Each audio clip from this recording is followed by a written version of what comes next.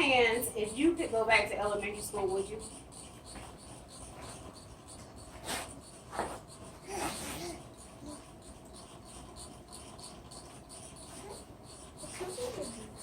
Elementary school or school in general has changed so much. My name is Latoya Nettles, and I am going to inform you about the No Child Left Behind Act. As a future educator, I'm concerned how this affects kids now and kids that I will eventually teach in the future. During this speech, I will discuss three things. I will tell you what the No Child Left Behind Act is. I will talk about the disadvantages and the advantages of the No Child Left Behind Act, and how we possibly could improve the No Child Left Behind Act. So first, the No Child Left Behind Act is a federal law that was passed by George W. Bush in 2001. And this law makes every school accountable for how a child succeeds in the school system. It was originally, what's the word for it? Supposed to help children that are considered disadvantaged.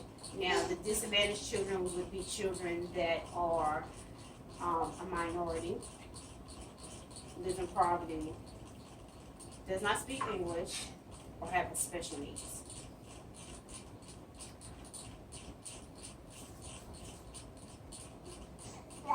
And an Ed Week article states, under the No Child Left Behind law, states must test in reading and math in grades 3 through 8 and once in high school.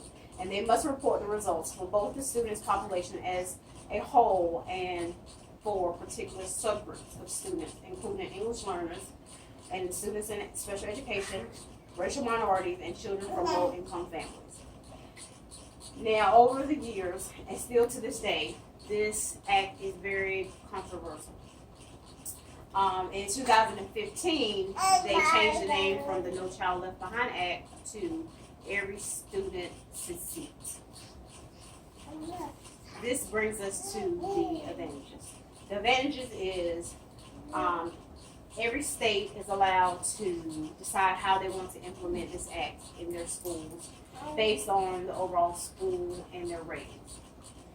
A second advantage would be the increase the educational opportunity for the disadvantaged children versus the advantaged children. It will help them to be able to do just as much as the advantaged kids. And the third one would be, it helps track each child's record as they take tests.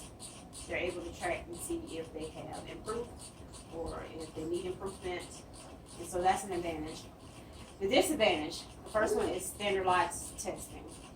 This requires students to take a standard form test. What I mean by standard form test is the test is the same way, it's answered the same way, it has the same questions. There's no different ways to take it. Everybody has to take it the same way. The second disadvantage is they penalize the school. They have a certain rate that they set, and if the school does not meet that goal, one of the penalties is they will have to take tutoring, or they will take away funding, which is which increases the arts music.